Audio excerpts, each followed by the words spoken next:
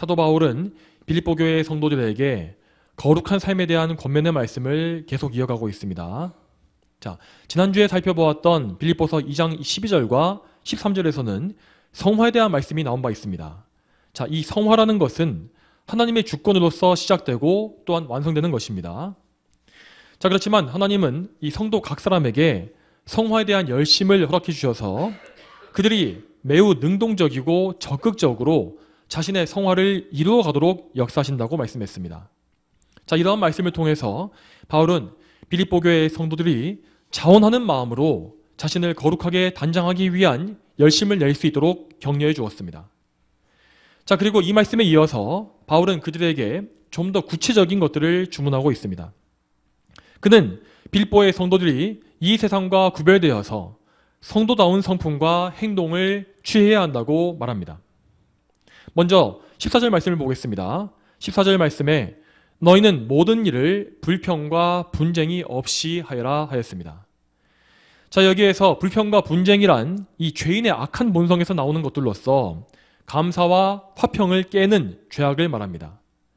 불평이란 감사하지 못하고 원망하는 죄를 가리키는 것이고, 또 분쟁이란 하나님에 대한 의심이나 사람들과의 악한 다툼을 말합니다. 먼저 불평이란 말은 이 구약시대 이스라엘 백성들이 광야에서 하나님께 원망했을 때에 했던 행동과 같은 것입니다. 고린도전서 10장 10절 말씀에 이렇게 나와 있습니다. 그들 가운데 어떤 이들이 불평하다가 멸망시키는 자에게 멸망당하였으니 너희는 그들처럼 불평하지 마라. 자, 이 말씀에 나온 대로 광야에 머무는 동안에 이스라엘 백성들은 불평과 원망을 일삼다가 멸망을 당했다고 했습니다. 특히 출애굽의 첫 세대에 속한 사람들은 불평과 원망 때문에 가나안 땅에 들어가지 못했고 결국 광야에서 엎드러지고 말았습니다. 그들은 하나님의 선하신 섭리를 믿지 않는 불신자들이었고 그들의 불신앙을 원망으로써 보여준 것입니다. 즉, 불평과 원망이란 것은 하나님의 섭리를 믿지 않는 악한 마음의 열매라는 것이죠. 그만큼 불평과 원망은 가벼운 죄가 아니라 정말 무겁고도 무서운 죄입니다. 그런데도 우리는 불평하는 것에 대해서 가볍게 생각하는 경향이 있지 않습니까? 우리는 짜증나는 상황이 벌어질 때에 불평하고 투덜대면서 이런 것은 내가 하나님께 하는 원망이 아니라 이 상황에 대해서 하는 원망이라고 자기 합리화를 할 때가 있습니다. 그렇지만 우리에게 벌어지는 모든 일들은 다 하나님의 섭리에 의해서 우리에게 주어진 것이기 때문에 우리의 모든 불평은 그것이 크든지 작든지 간에 모두 다 하나님께 향하고 있는 불평인 것입니다. 그러므로 우리에게 마땅한 태도는 오직 하나님의 명령에 즐겁게 복종하는 일입니다. 이 복종에는 하기 싫은 것이나 이해가 되지 않는 것, 힘들고 괴로운 것 등 모든 일이 다 포함됩니다. 우리는 우리의 매사에 하나님의 섭리하심이 있음을 믿고서 그분을 경외하는 마음으로 불평과 원망을 없애버려야 할 것입니다. 자, 그러면 바울이 두 번째로 말했던 분쟁이란 또 무엇이겠습니까? 자, 분쟁이란 것은 특히 이 빌립보 교회 안에서 문제가 되었던 부분입니다. 자, 이렇게 교회 안에서 벌어지는 다툼은 믿음과 사랑을 떨어지게 만들며 하나님께 대한 사랑과 열심을 식어지게 만듭니다. 마귀는 교회 안에 미움과 다툼의 씨앗을 뿌림으로써 이 한 교회를 무너뜨리는 전략을 너무나 자주 사용합니다. 여러분, 우리가 교회 안에서 다툴 수 있는 유일한 조건이 무엇이냐면 그것은 교회 안에 거짓된 교훈이나 악한 미혹이 들어왔을 때뿐입니다.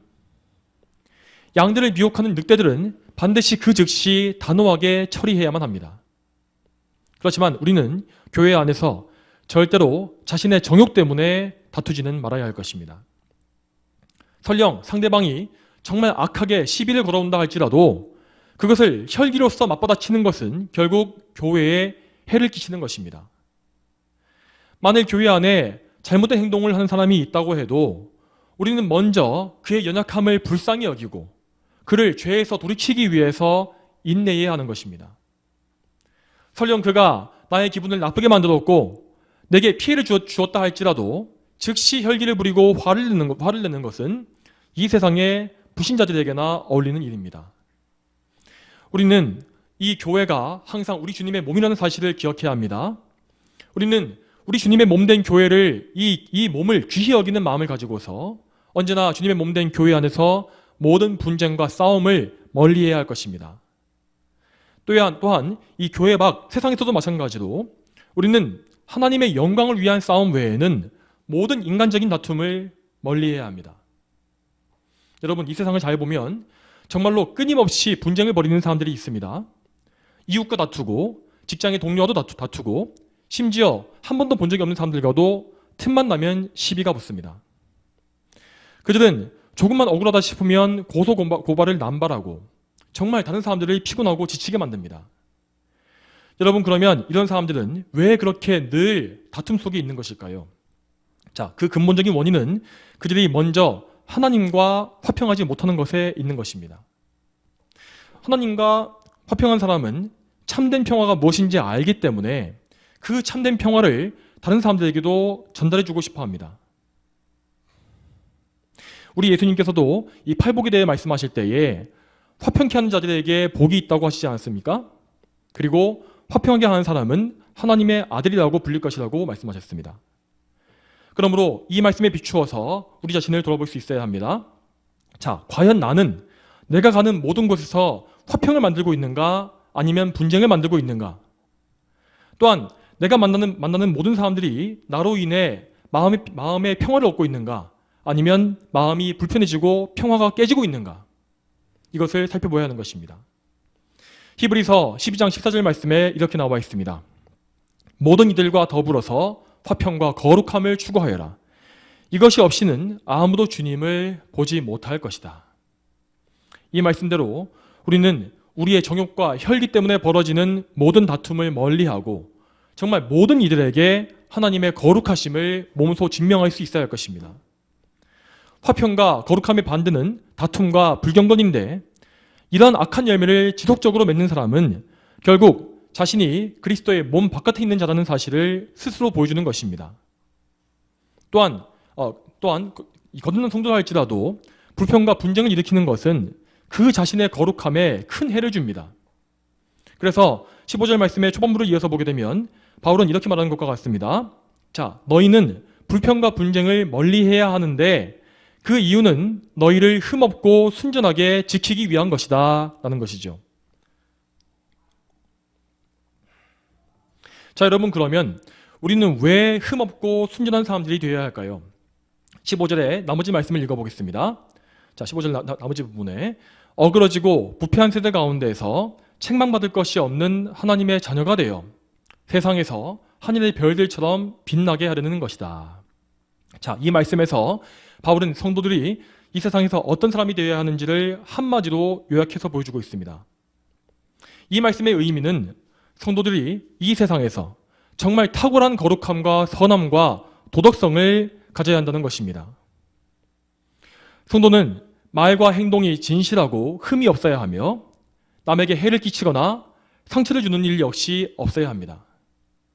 원수들에게 억울하게 모함받는 일 외에는 자신의 죄악이나 흠집 때문에 어떤 흠결 때문에 흠잡히는 것이 없어야 한다는 것이죠. 자, 여러분, 그러면 성도는 어떻게 이렇게 흠없고 순전한 존재가 될 수 있을까요? 그 이유는 우리에게 확고한 거룩함의 기준이 있기 때문입니다. 성도들과 다르게 이 세상은 정말 온 시대를 막론하고서 항상 어그러지고 부패한 세대일 뿐입니다. 왜냐하면 이 세상은 항상 타락한 죄인이 만들어낸 기준에 맞추어서 모든 것을 행하기 때문입니다. 물론 세상 사람들도 나름대로 선한 것, 도덕적인 것을 생각하고 거기에 따라 살려고 합니다.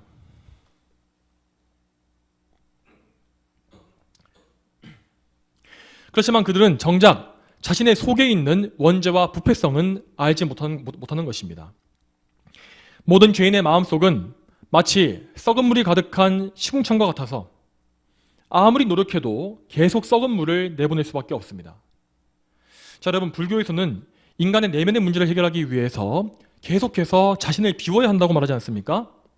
그래서 그들은 자신의 잡념을 없애버리기 위한 일들을 끊임없이 반복합니다.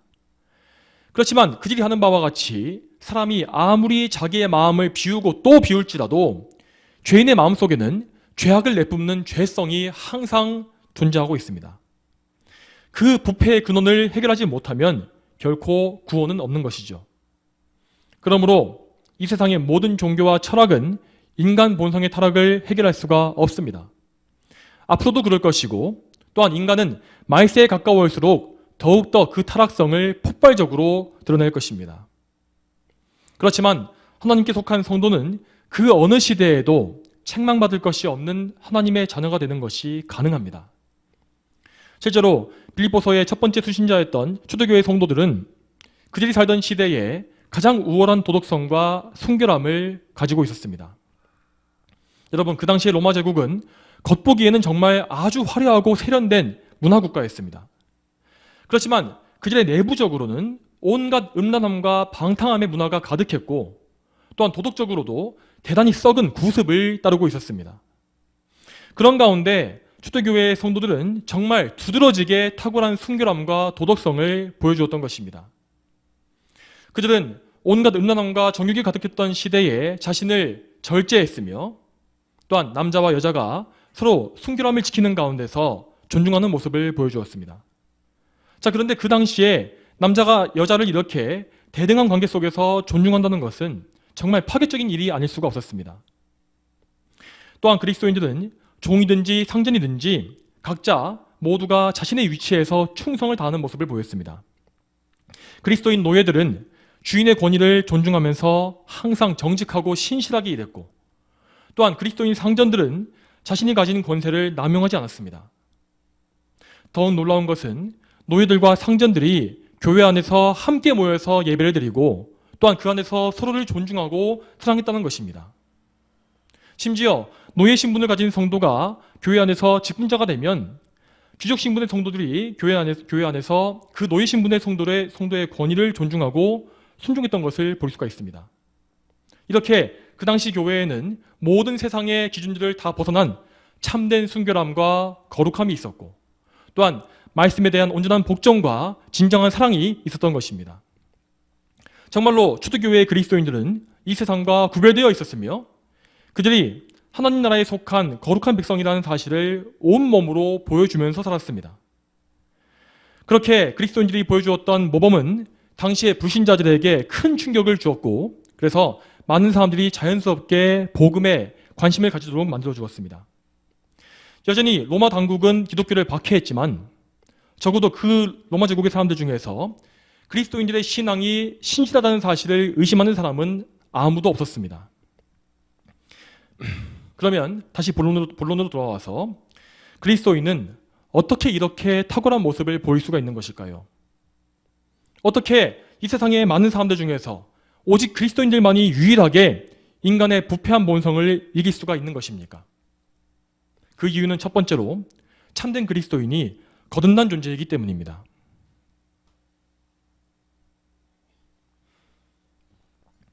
그리스도인은 겉보기에는 불신자들과 똑같은 사람이지만 그 속의 본성상으로는 완전히 새로운 피조물로 다시 태어난 사람들입니다. 이러한 거듭남은 인간의 행위와 능력으로 된 것이 아니라 성령 하나님을 통해서 일어나는 것입니다. 즉 그리스도인들은 하늘로부터 새롭게 태어난 사람이 된 것이지요. 디도서 3장 5절 말씀에 이렇게 나와 있습니다. 우리를 구원하시되 우리가 행한 의로운 행위들로 말미암지 않고 오직 그분의 긍휼하심을 따라 중생의 씻음과 성령의 새롭게 하심으로 하셨다. 이 말씀과 같이 거룩하신 하나님께서 직접 우리 죄인들을 씻어주시고 새롭게 해주셨기 때문에 우리 성도들은 더 이상 부패한 본성을 따르지 아니하고 거룩한 삶을 살 수가 있는 것입니다. 이렇게 하나님께로부터 부여받은 새로운 성품을 가리켜서 우리는 새 사람이 되었다고 말합니다. 또 이어서 에베소서 4장 22절과 24절을 보겠습니다. 자, 너희가 거짓된 욕망을 따라서 썩어져가는 구습을 따라 사는 옛 사람을 벗어버리고 너희 마음에 영으로 새롭게 되어 하나님을 따라 진리의 의와 거룩함으로 지으심받은 새 사람을 입어라. 이 말씀처럼 그리스도인은 하나님의 전능하신 능력에 의해서 완전히 새로운 피조물, 새 사람이 되었기 때문에 하나님을 닮은 탁월한 성품을 가질 수가 있는 것입니다. 자, 그리고 이어서 그리스도인이 탁월한 사람이 될 수 있는 두 번째 이유는 무엇이냐면, 자, 그들에게 하나님의 말씀이 있기 때문입니다. 만일 그리스도인들이 거듭났다 할지라도 그들이 여전히 세상의 기준을 따라 산다면 결코 세상과 구별될 수가 없을 것입니다. 그렇지만 거듭난 그리스도인은 이제 하나님의 거룩한 말씀을 새로운 삶의 기준으로 삼게 되는 것입니다. 이로써 그리스도인은 이 세상과 완전히 다른 지향점과 목표를 가질 수가 있는 것이죠. 그들을 가르치고 인도하며 보호하시는 하나님의 말씀은 이 세상과 다르게 매우 순결하고 거룩하다고 하였습니다. 시편 12편 6절 말씀에 여호와의 말씀은 순결하니 흙 도가니에서 재련되어 7번 정제된 은과 같습니다 라고 하였습니다. 이처럼 순결한 하나님의 말씀을 따르기 때문에 성도는 이 세상과 구별된 탁월함을 가질 수가 있는 것입니다. 따라서 성도는 이 성경에 자신을 더 맞추면 맞출수록 더욱더 이 세상과 구별된 모습을 가질 수가 있을 것입니다. 그렇지만 성도는 이렇게 세상과 구별된다고 해서 결코 이 세상의 불신자들을 멸시하거나 자신을 높이지 않습니다. 왜냐하면 성도가 탁월함을 추구하는 목적은 자기 혼자만 살기 위함이 아니기 때문입니다. 성도들은 자신의 탁월함을 통하여서 이 세상에 빛을 비추고 또한 이 세상에 참된 유익, 생명을 주는 정말로 이 세상에 가장 필요하고 가장 필요한 사람들이 되어야 마땅합니다. 자, 이어서 15절 말씀의 후반부를 보겠습니다. 자, 15절 말씀 후반부에 세상에서 하늘의 별들처럼 빛나게 하려는 것이다 라고 하였습니다. 자, 이 말씀과 같이 성도들은 세상의 빛이 되어야 합니다. 여러분, 이 세상 사람들은 영적으로 정말 캄캄한 어둠 속에서 헤매고 있습니다. 그들은 그 어둠 속에서 온갖 인간적인 빛을 추구하고 그 빛을 통해서 구원을 얻으려고 하지만 그럴수록 그들의 영혼은 더 캄캄한 어둠 속으로 빠지고 마는 것입니다. 여러분, 하나님께서 이 세상에 우리 성도들을 남겨두시고 살게 하시는 이유가 여기에 있습니다. 성도들은 이 세상의 영적인 어둠 가운데서 하나님의 거룩한 빛을 밝히 보여주기 위한 존재로 부름받고 이 세상에 살고 있는 것입니다. 이러한 성도의 사명에 대해서 우리 예수님은 이렇게 말씀하십니다. 마태복음 5장 14절부터 16절까지 말씀에 자, 너희는 세상의 빛이다. 산 위에 있는 성읍은 숨겨질 수 없다. 사람들은 등불을 켜서 그것을 말 아래 두지 않고 등잔대 위에 둔다. 그래야 등불이 집안에 있는 모든 이들에게 비치게 된다. 이와 같이 너희 빛을 사람들 앞에 비추어서 그들이 너희 선한 행실들을 보고 하늘에 계신 너희 아버지께 영광을 돌리게 하여라.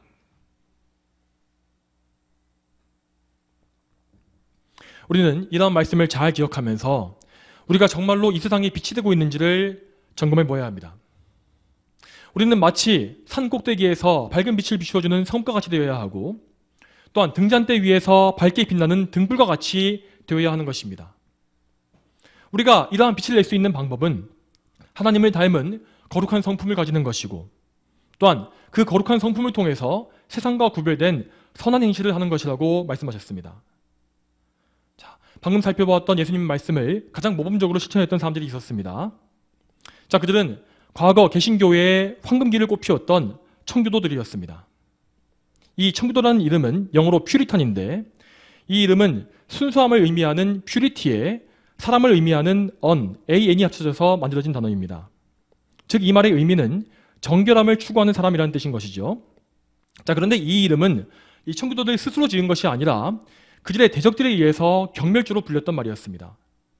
그러니까 이 퓨리탄이라는 이름은 저 유난맞게 깨끗한 척 하려는 놈들 정도의 의미로 처음 불려졌던 것입니다. 청교도들은 그들이 소유한 칼빈주의 신앙과 더불어서 정말 성경을 있는 그대로 삶에 적용하는 경건함을 가지고 있었습니다. 그래서 그들은 교회뿐만 아니라 이 국가와 사회, 문화 전반을 다 성경적으로 개혁하는 데에 큰 열심을 나타내게 되었습니다. 그리고 그러한 열심 때문에 그들은 항상 영국 국교회와 왕들의 박해를 받았던 것입니다. 또한 그러한 박해를 피해서 일부 청교도들은 신대륙인 아메리카로 건너가게 되었습니다. 자, 신대륙에 건너갔던 최초의 청교도들은 그들이 세울 사회에 대한 이상을 이 아까 보았던 마태복음 5장 14절의 말씀에 두었다고 합니다.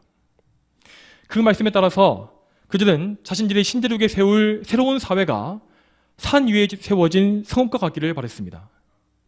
이 어둡고 부패한 세상을 밝게 비추고 마치 캄캄한 밤중에 바닷길을 안내해주는 등대와 같이 그러한 탁월한 국가와 사회를 건설하고 싶어 했던 것입니다. 오늘날의 저 미합중국은 이러한 신앙과 정신에 의해서 세워졌기 때문에 역사상 유례를 찾아볼 수 없을 정도로 탁월한 나라가 될 수 있었습니다. 물론 미국의 건국 이후에 이어졌던 역사는 이 청교도들의 이상과 완전히 같지는 않았습니다. 그렇지만 적어도 그들은 성경의 진리에 입각해서 하나님을 두려워하고 복음을 전파하는 그런 위대한 국가가 되었던 것입니다. 이렇게 하나님을 기쁘시게 했던 건국의 아버지들이 있었기 때문에 미국은 지금 이 세상을 지배하는 초강대국으로 우뚝 설 수 있었던 것이죠. 자, 그런 의미에서 현재 지금 저 미국의 지위가 흔들리고 있는 이유가 무엇이겠습니까? 그것은 그들이 하나님의 말씀을 저버리고 이 세상에 온갖 썩은 물을 들이키고 있기 때문입니다. 미국 안에 여전히 남아있는 참된 그리스도인들은 여전히 계속해서 나라를 지탱하기 위해서 힘쓰고 있습니다.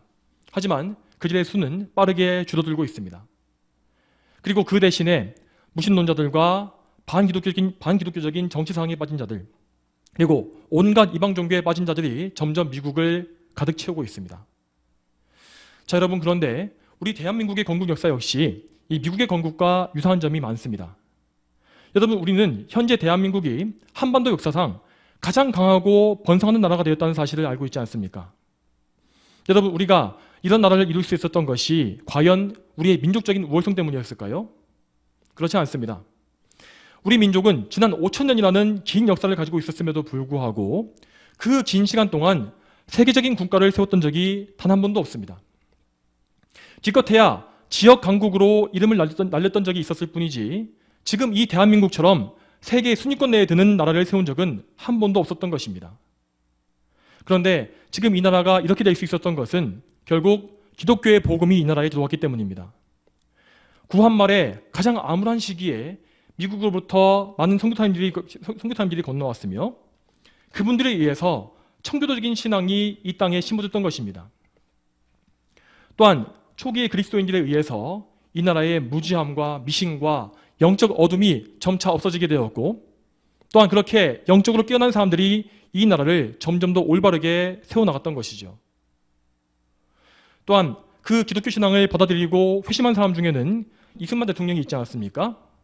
자, 그렇게 올바른 신앙과 지혜를 가진 분이 이 나라의 초대 대통령이 되었기 때문에 대한민국은 조선시대의 썩어빠진 신분제와 노예제도를 철폐할 수 있었고, 또한 일본 제국의 전체주의에도 빠지지 않았으며, 무엇보다 당시 온 세계를 휩쓸고 있었던 공산주의의 광풍까지도 막아낼 수가 있었던 것입니다.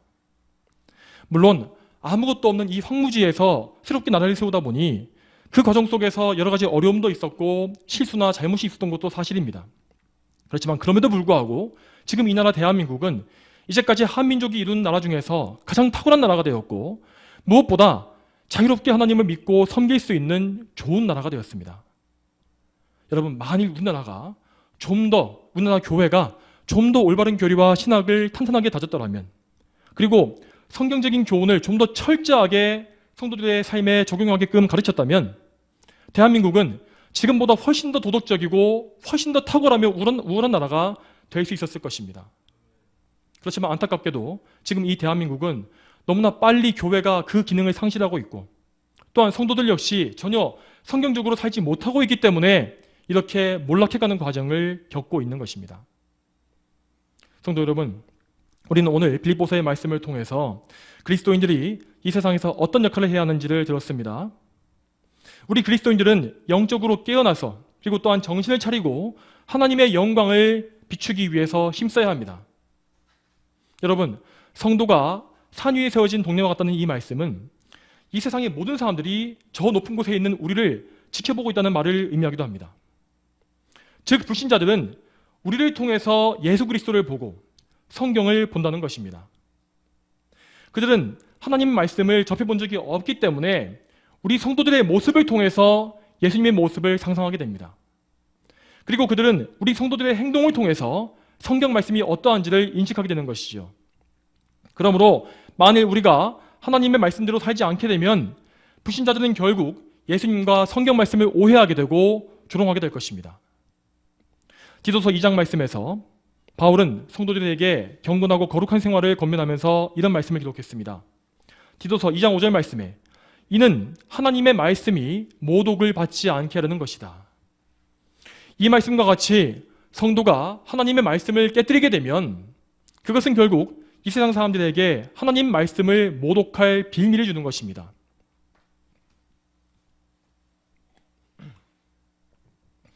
여러분, 이 세상 사람들은 정말 평소에는 말씀에 아무 관심이 없으면서도 정작 말씀을 모독하고 기독교를 공격할 때에는 기가 막히게 말씀을 잘 인용하곤 합니다.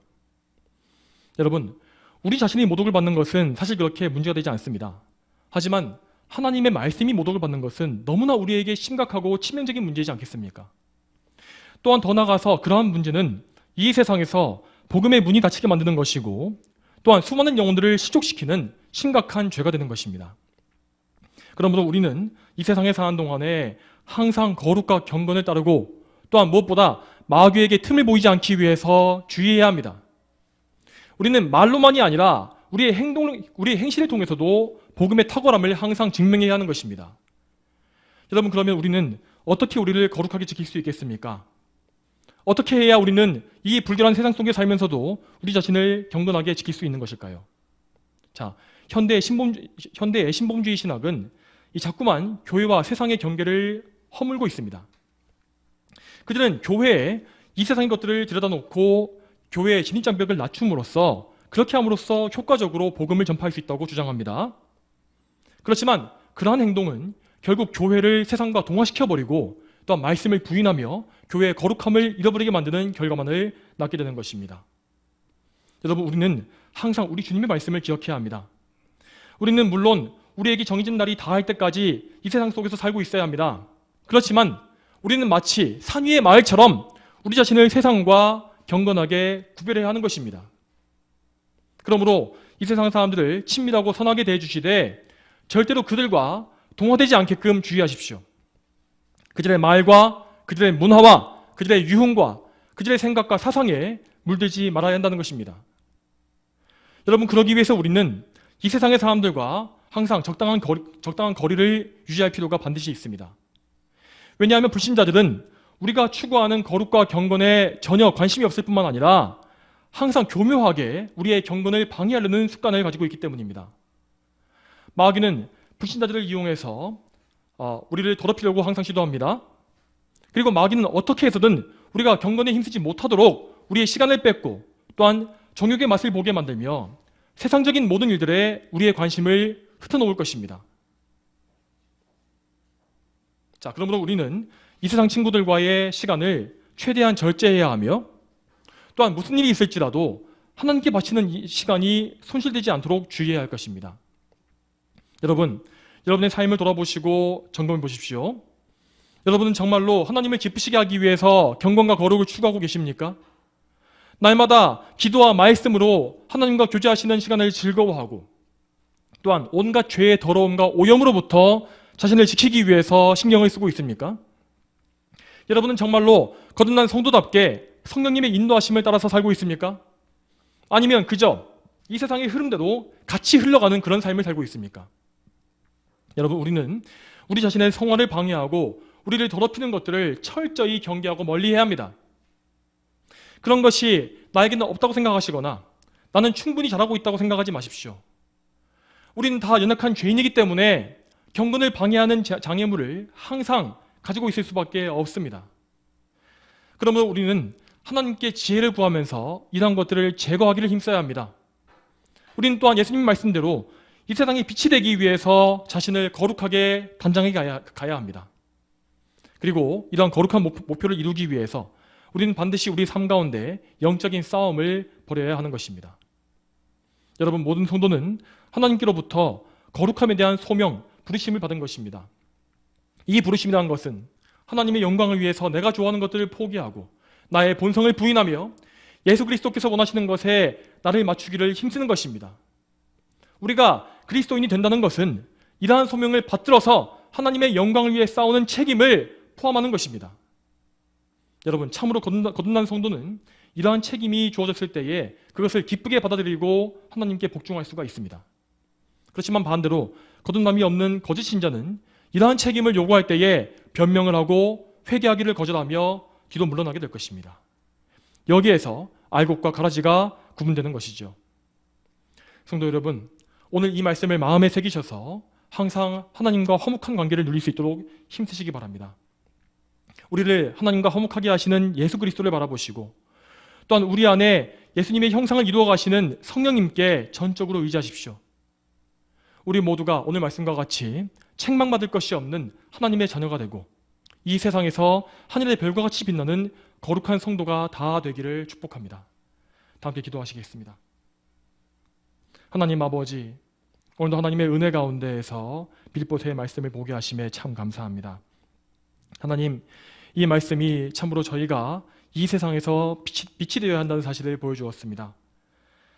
우리가 스스로 빛을 내는 것이 아니라 하나님의 그 거룩하신 빛을 받아서 그 영광을 반사하는 거울과 같이 살 수 있도록 도와주시고 늘 저희가 참으로 하나님의 거룩하심을 닮아서 또한 예수님의 성품을 닮아서 이 세상에 정말 영적인 빛을 비추는 그러한 생명이 있는 삶을 살 수 있도록 도와주시옵소서. 참으로 우리 주변의 사람들이 우리를 통해서 예수님을 보게 되고 우리를 통해서 성경의 말씀을 알게 되며 우리를 통하여서 복음을 믿게 되는 그러한 귀한 역사가 있을 수 있도록 항상 저희를 붙잡아 주시오며 또한 저희의 이 교회가 또한 더 나아가서 이 한국교회와 이 나라가 앞으로 그러한 역할을 감당할 수 있도록 주여 도와주시옵소서. 감사드리오며 예수님의 이름으로 기도 올립니다. 아멘.